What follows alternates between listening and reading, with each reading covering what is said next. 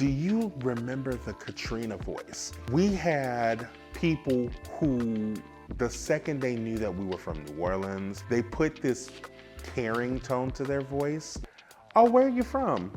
Oh, I'm from New Orleans. Oh, how's everything down there? It's like they were having a slow fall down a well.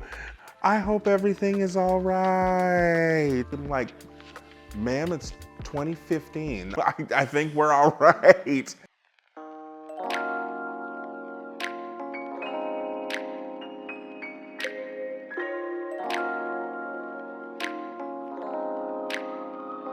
I am Lawrence J. Weber Jr., and when Katrina hit, I was living in New Orleans East and still am to this day. This is off of the outline, but like how the East has changed.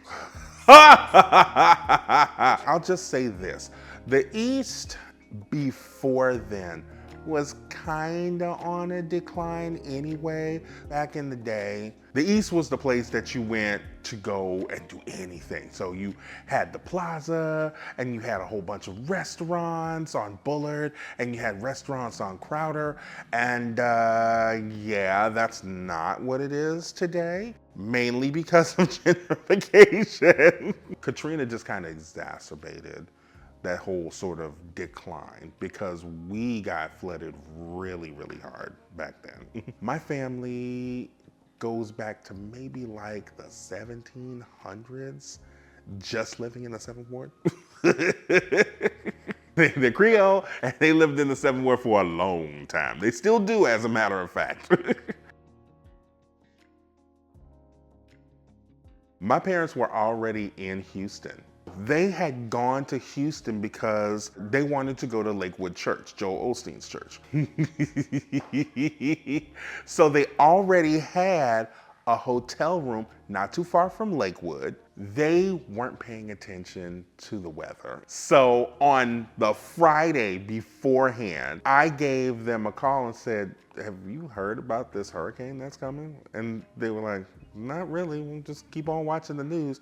And then Saturday morning when they were like, it's Category 5 and it's coming straight for the city, they were like, what?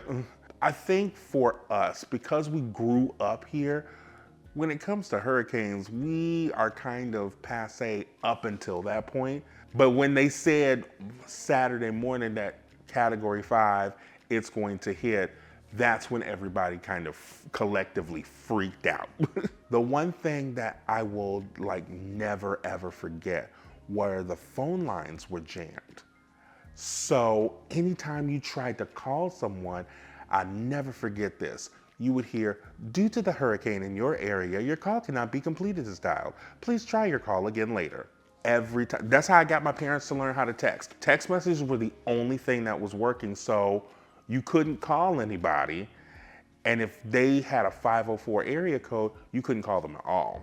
My parents had to drive back from Houston, get me and my brother, and drive back to Houston. At that time, I didn't know how to drive. And even if that was, I was pretty young in that, and I don't think they really trusted me to drive all the way out to Houston. So they were like, is somebody else going? They tried to put us on a plane. They tried to put us on a bus. No buses were going out. Flights to Houston were canceled. There was literally no way to get us, me and my younger brother, out to Houston.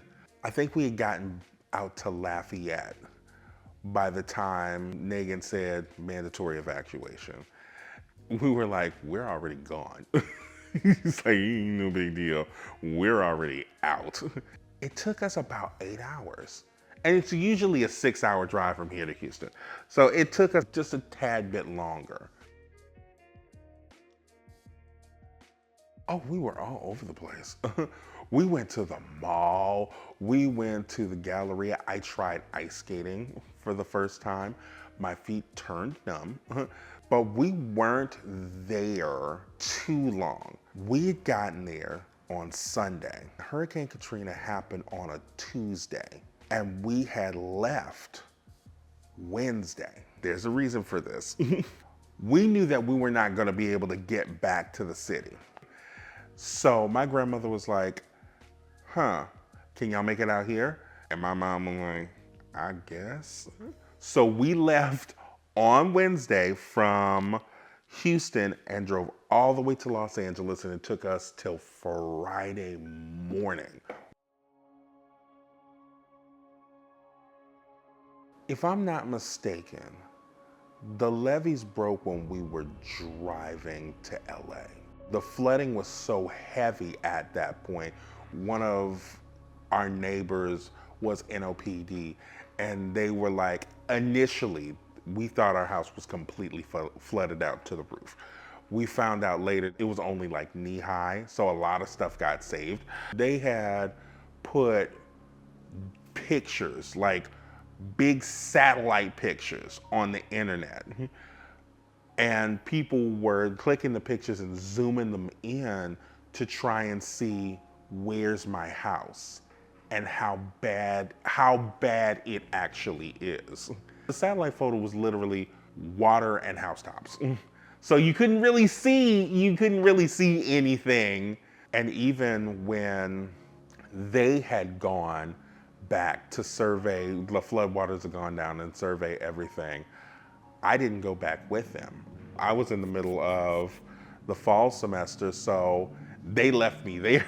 They left me there in LA. So I left the city the Saturday before Katrina, and I did not come back until the spring. It was spring break 2007 that I had come back. Do you remember the Katrina voice? This is what I call the Katrina voice. After a period of time, because we lived in LA from '05 to 2007. We had people who, the second they knew that we were from New Orleans, we were from Louisiana, they put this sort of caring tone to their voice. Oh, where are you from? Oh, I'm from New Orleans. Oh, how's everything down there? It's like they were having a slow fall down a well. I hope everything is all right. I'm hoping everything is okay. I'm like, ma'am, it's 2015. I think we're all right. A lot of stuff was missed for me. So I'm like, that whole Kanye, George Bush doesn't care about black people, I never saw it. And like I said, we lived on the West Coast, and at that time, everything was preempted. So by the time he had said that, they had already cut it out. So folks on the West Coast in LA and in like San Francisco and Seattle, they didn't see it. We saw it on viral videos afterwards. That's how I learned about YouTube. For a lot of the news coverage that I saw, it was really dehumanizing. It was really dehumanizing. There was a Winn-Dixie like right off of Rampart, not too far from Conti. I think it's like a RV park now. But the one thing that I consistently remember is people breaking into that Walgreens and looting in front of the convention center. They always focused on bodies as well, which is super damn disrespectful. They showed it as if it was some sort of foreign country. And I think that's where the refugee crap came in as well. Yeah, so they were acting as if it was a third world country. And even with media coverage on third world countries super dehumanized a lot of folk, mainly folk of color. Social media, to me, came about more as a result of Hurricane Katrina. Because that was the reason I got on Facebook. Like my friend literally called me and he was like, look, everybody that we know is on this new website. It's called Facebook, but you have to have like your college email to get into it. So that was the reason I got on Facebook. So to end up trying to find people, I wish that there was more of a social media presence at that time, because that was the way that we knew what was going on. For people who aren't on social media, they just kind of disappeared.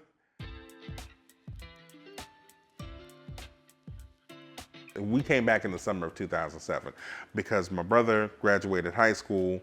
The next day we were on a plane back home. We were staying with my grandparents in Marrero. So we had got off the plane. You had to take the bus downtown to get picked up. We had gotten there right in front of the library, like right on the corner. And I saw Benson Tower, which I don't think it was even called that back then. And I saw the windows blown out of it.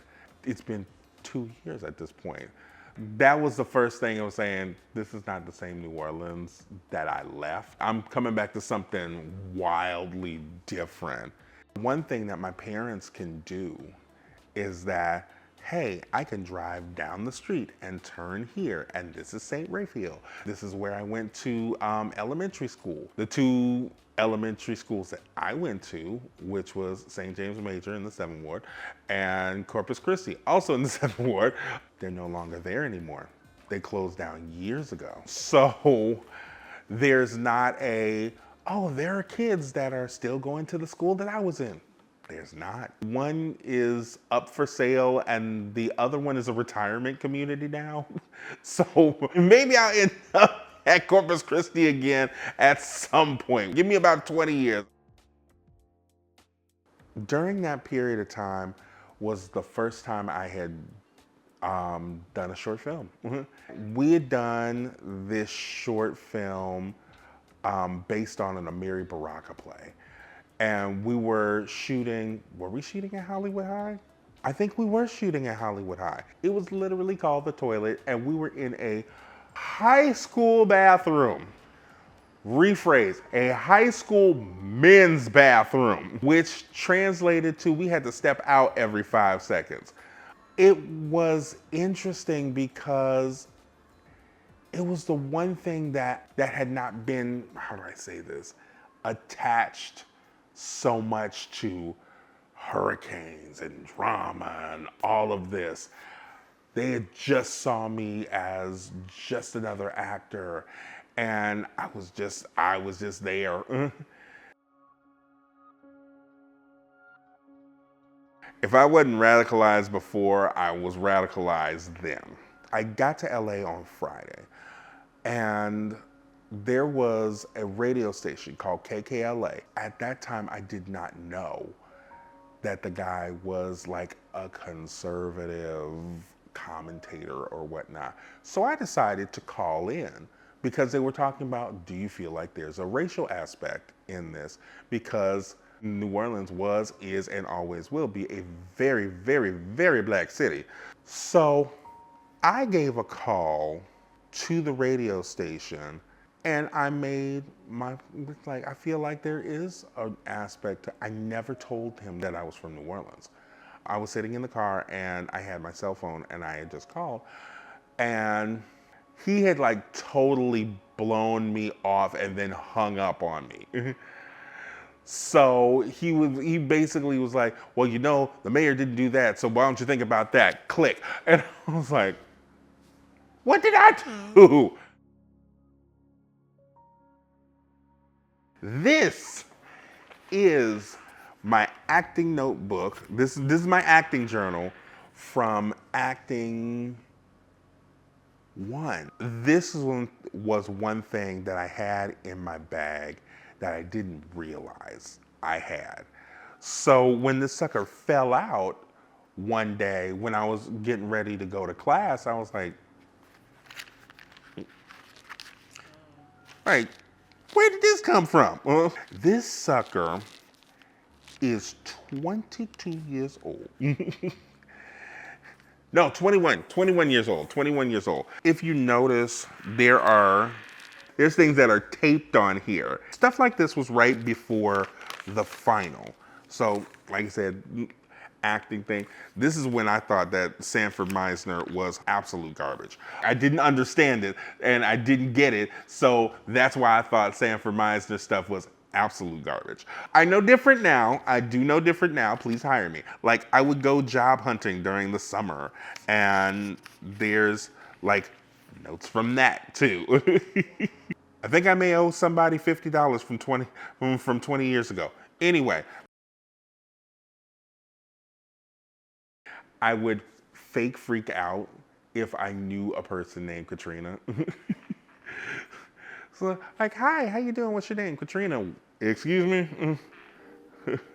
You're Katrina. Oh, goodness. Not Katrina. She came back for me.